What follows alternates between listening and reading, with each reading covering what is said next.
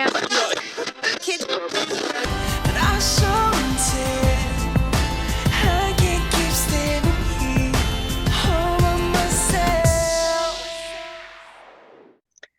am so excited to have on the show, he's back on the show, award-winning director, producer, writer, and actor, James Clayton. He's here today to Hello. talk about Thanks, his Chris. film, his award-winning film, Get Fast, an action-packed thriller. And one of the cast members here today, and I'm delighted to have her, is Fei Ren, and she's an award-winning actor. And I just want to welcome you to the show. And congratulations on the film. I mean, it's actually will be featured at the American Film Market in Las Vegas, which was on November 15th. Is that correct? Yeah. It was featured at the AFM. It's out on demand and digitally in the United States and in Canada right now. And it will go a limited theatrical in Canada in January. And it's actually currently playing theatrically in a whole bunch of countries overseas as well, too. And will continue to roll out in 2025. Now I saw something, it's actually in Japan too. Is that Well, right? you're referencing a post. It will come out Post. in Japan.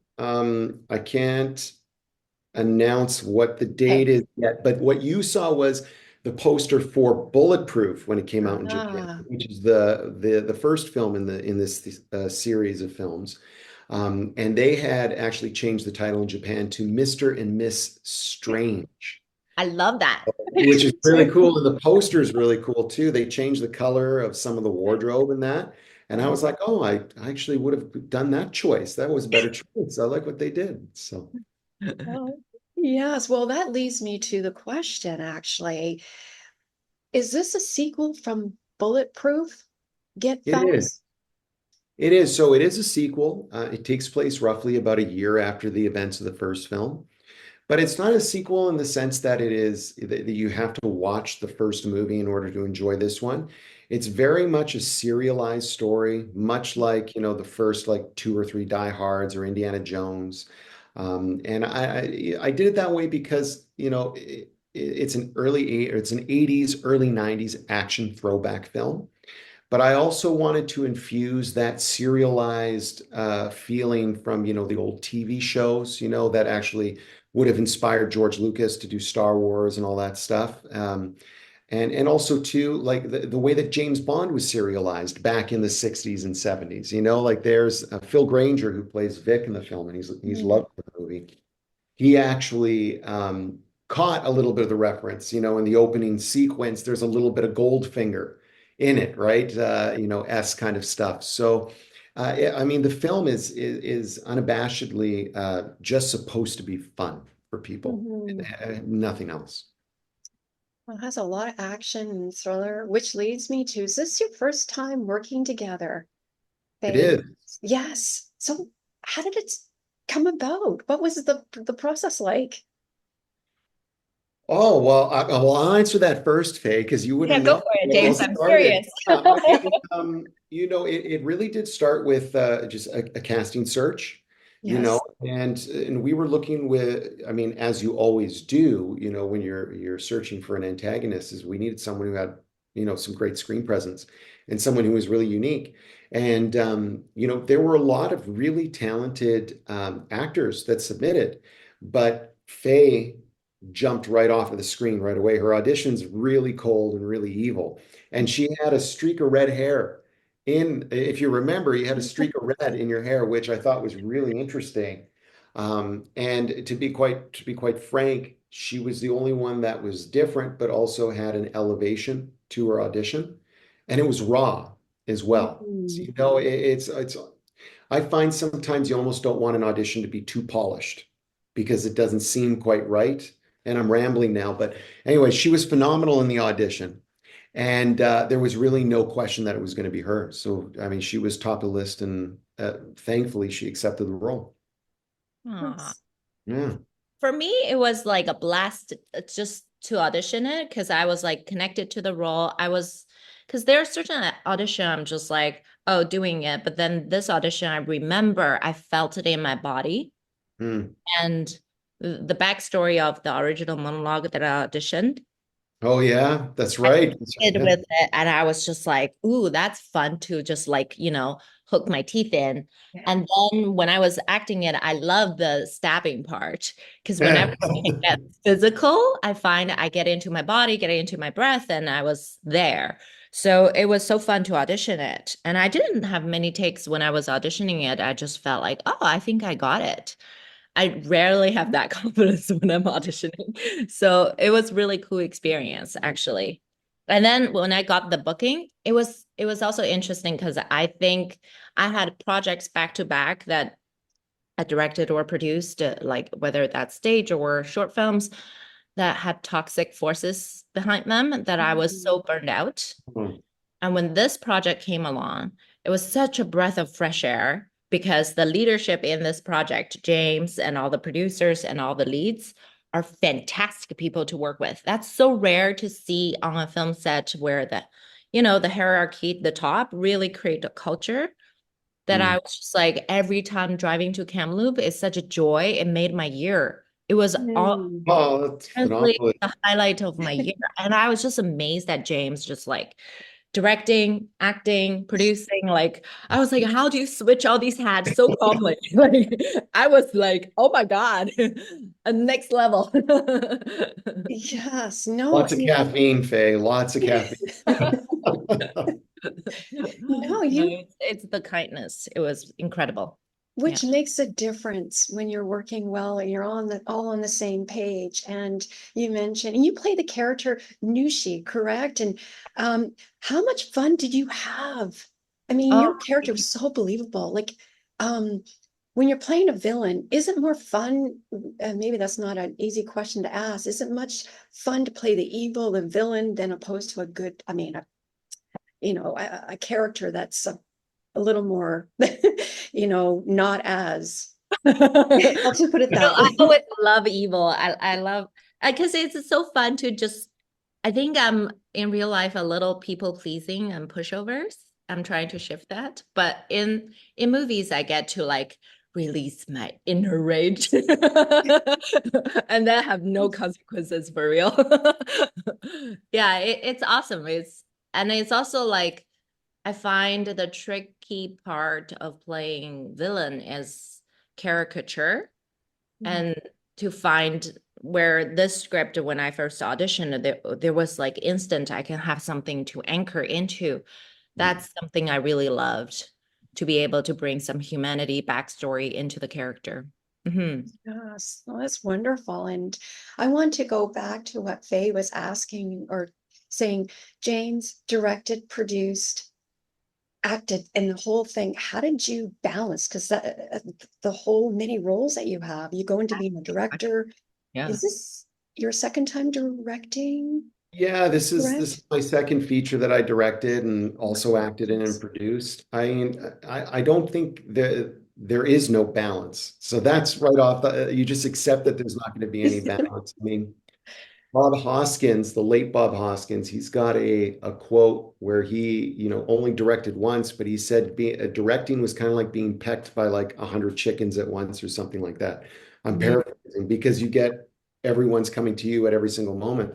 Mhm. I would tend to agree, but I actually enjoy it.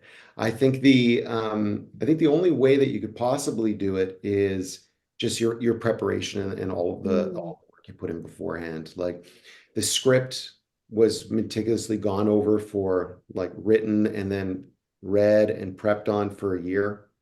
All the Mhm. shots were prepped and ready. The edit was already pre-visualized before we came to set. And the Mhm. whole team knew it, right? So like the Zach, who is a producer and the editor of the film, he knew the edit, he knew the shots. And Mhm. all Johnny and Mark knew the edit and knew the shots. And Ryan Ennis, the second unit director, and everyone knew what the movie was going on or going was going to be before going in. That being said, we weren't prescriptive about it. It actually allowed us to have a relaxation on set so that we could have latitude to go, oh, we actually don't need these shots. We're over covering. yes. Or we're going to augment this because of the nature of the location or something's just not working. And then, of course, from a performance perspective, it allows me to not have to communicate as much what we're doing because everyone knows what we're doing. So I can just focus on the foundations of what needs to do and just do corrections while I'm acting and directing, because I've done so much of the directing beforehand. Really. That makes Mm. sense. Yeah. It's the Yes. only way to do it, unless you have like a gigantic team and budget and we had a 60-day shoot schedule, then you could probably fold some of that communication time on the day. But I mean, I won't say how many days we shot the film because people would be aghast by it, but we didn't have much time. So we didn't have time to talk, really. Yes. And it takes a team and passion, which you both have, and which I'm going to ask you this question to both of you. Is there a favorite part that you enjoyed the most, or was everything like you enjoyed? Like, was there anything that really, oh, I love doing this?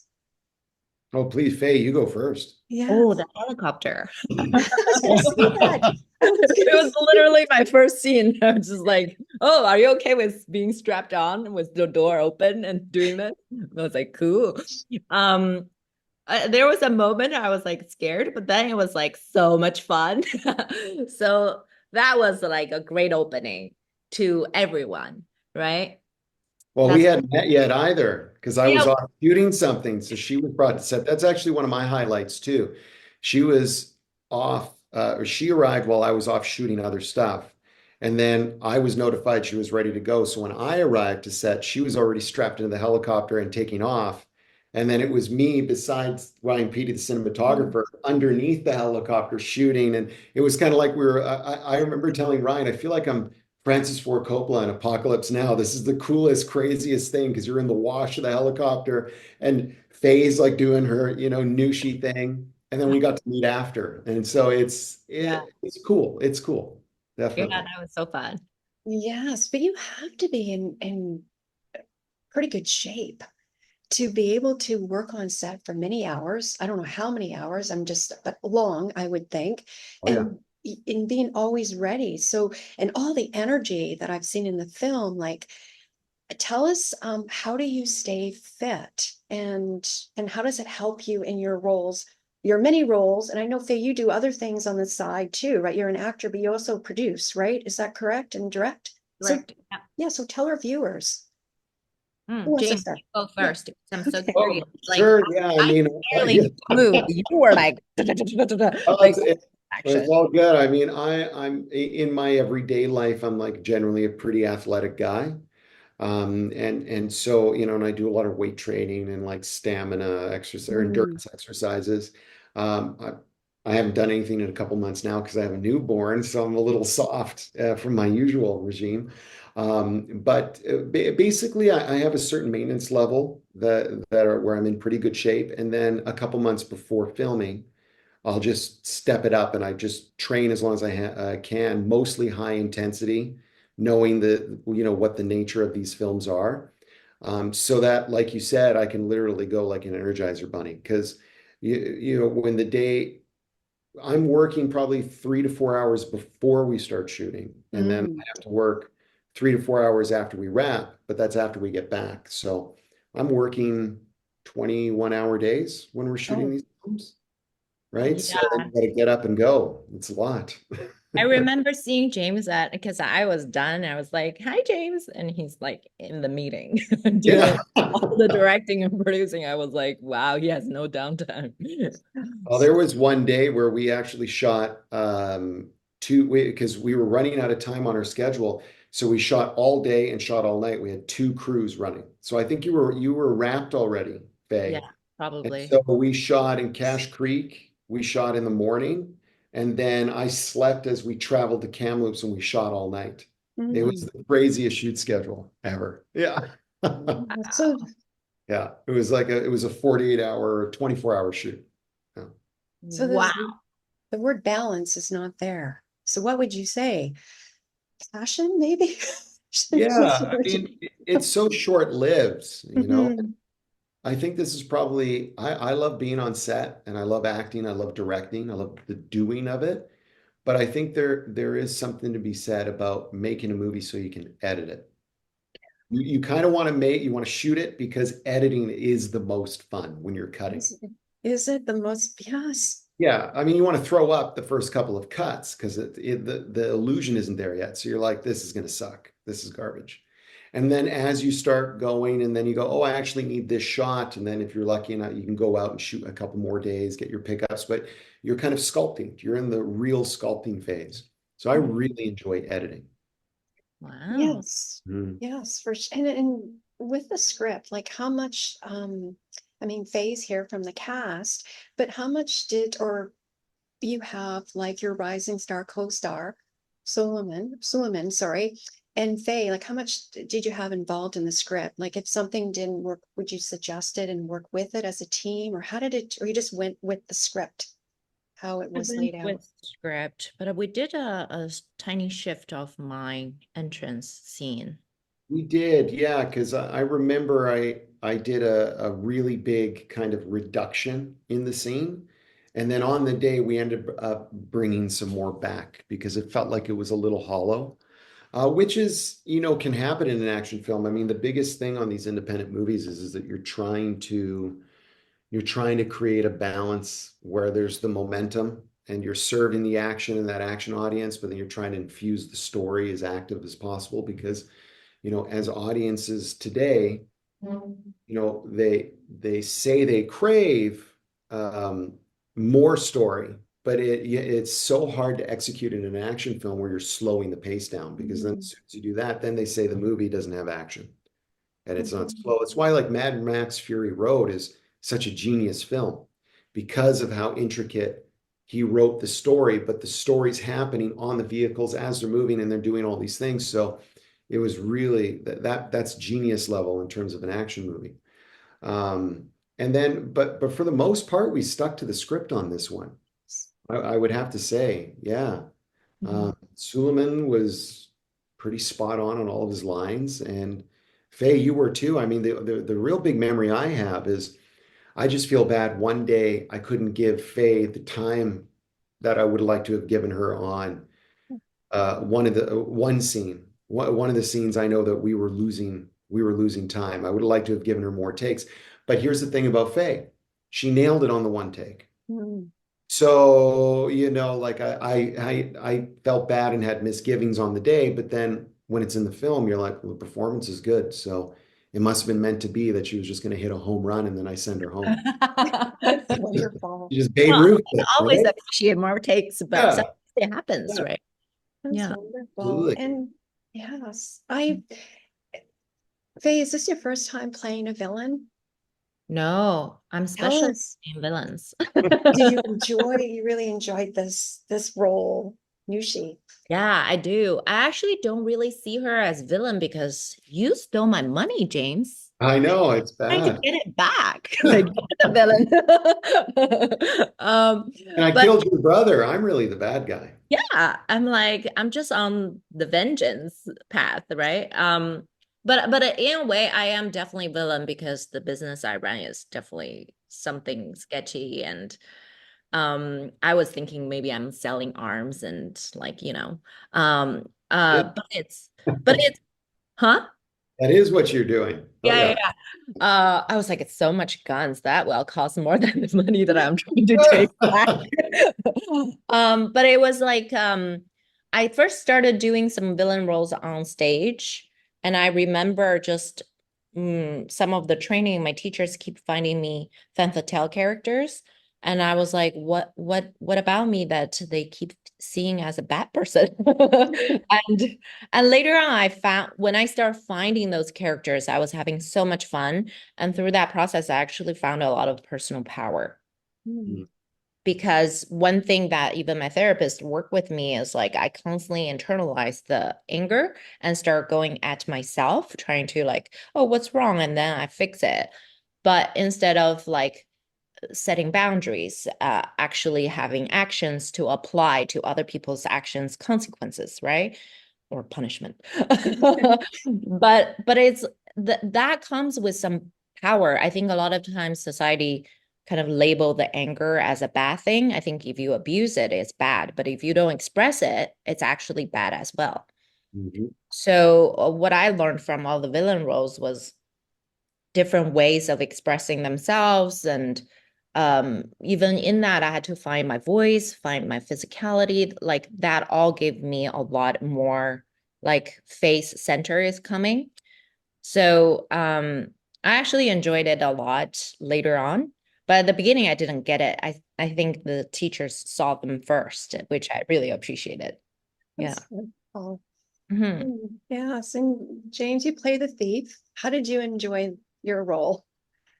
Oh, I loved it. I mean, after I played the thief in Bulletproof, I really wanted to do another movie in that world and play that character again because I mean, it's not like you're at work or anything. It's like you're just having fun. I mean, who doesn't want to be the nonchalant, off the cuff hero, you know? And it's certainly not who I am in real life, you know, in terms of being gruff and rough and tumble and shooting people and telling people where to go and all of that. So I mean, there's that element that Faye's talking to where there is a bit of, you get to, exercise an alternate part of your personality that you wish you were. There's some escapism, but like in a healthy way, right? So you're basically using the art as a conduit. Because in my everyday life, I like to be pretty chill and funny for the Mhm. most part and quiet as much as I can. Mm. How's the feedback been so Oh, that's a great question. I mean, for the most part, people or audience members have enjoyed this film more than the first film. Mm. It's getting rated higher, which I, I, I mean, I've kind of removed myself from it a little bit too, because, as much as like I want to listen to audience feedback, because I think it's important for growth to objectively look at what you're doing and progressing your craft. But at the same time, too, I kind of view it as a little bit of it is it's just kind of not for me at the same time. Like I make the movie, but I'm not making it for me, I'm making it for audience members. So I kind of remove myself a little bit from what the reaction is. But it seems to be positive. It seems to be positive so far, which is good. That's And Blue really Diamond likes the movie too. Blue Diamond said he loved it when I talked to him. So um, that's, yeah. Faye, would you like to add to that? oh, I think it's really healthy to as creatives to remove from because the feedback is a lot of personal projections too. Oh, yeah. To move from that a little bit. That's a big lesson I learned years ago doing another action film where the production I like all the audience really enjoyed it, but critics hated it. Mm. And for me, it was like a roller coaster to take them Mhm. seriously because it was hard to gauge. But at the end of the day, you're making it entertainment. So keep people entertained, great. That's the goal, right? And then there was a quote that I saw someone said, it was a Kate Blanchett or someone, they were saying, oh, they learned very early from other actors that once the work is done, it's done. It's about the work. And then the review and all the awards, everything, it doesn't matter. Mm. So I find that really helped to anchor me. And another teacher of mine back in the day, she was like, it's just work. Everything else is fluff. That's And wonderful. it's Big- anchoring into where James said at the beginning. It's like we stop glorify this thing and we just anchor into the craft. Mhm. Yeah. Mhm. Love it. I Oh, love it. well And said. yes. And we had so much fun watching the film together. I was like in the theater, we felt the energy of the crowd. Everybody was laughing. Everybody was like, oh, like it was I so was blown react- away by how active everyone in the theater were, and they would cheer when something happened. I was like, whoa, yeah, this is crazy. that Yeah, was it such was an awesome very experience. interactive. We had so much fun. Yeah. And people would like to watch it. Where can they go? Where can they? I know you said earlier, but it's on. Yeah, so Yeah. the easiest place to watch it in Canada right now would be on Amazon Prime. You can rent or purchase it, and then it's going to be streaming soon. It's going to be streaming soon, but I can't announce which platform. It's also on Plex, it's on Mubi. In the United States, it's on demand and digitally everywhere. So it's like if you've got an Xbox, if you've got Fandango, I mean, you name it, it's out there to get. Overseas is playing theatrical in multiple countries. And then I believe early next year there's also going to be a Blu-ray and DVD release, but we'll be making announcements for when that happens too. Before we leave, is there anything else you'd like to add that I didn't ask? Oh, Well, the only thing I'd like to add, I have. you James, did. what's your next project? It's in the making. Well, that's a great question. That's actually what I was trying to like decipher in my head. I've got a few projects that are up next. I think that there is a bulletproof 3, so to speak, that's waiting in the wings if this film continues to be as well received as it is. Because I've been hearing rumblings that people want another. Although ahead of that, I do have another action film noir that it's another series that I'm going to start, which is a lot grittier and more adult and hyper violent, which I will most likely go into production on prior to Get Fast or Bulletproof 3 or Get Faster or whatever you want to call it. So we'll see. Announcement's coming. The Christmas movie is playing same weekend. Confession of a Christmas Letters. And also there's another movie. I should have prepared better, but there's another movie called Booked for Christmas. It's also coming out. Yeah, 2 movies. Excellent. Fantastic. Christmas time movies. Yes. I actually got one more thing to add. I was one of the producers on a Hallmark film that's coming out this holiday season too. I think it airs mid-December. It's called Happy Holidays. Aw. It stars Jessica Lowndes, and it's two people fall in love and their puppies or their dogs bring them together. And Terry Ingram, who directed The Three Wise Men, I think, and a Baby, last year's Hallmark big smash hit as the director. So that's going to be debuting mid-December, and we're really proud of that film too. That's awesome. Yeah. I want to thank you both for joining me today on the program. And it was such a fun interview. And yeah, so thanks again for, congratulations to both of you.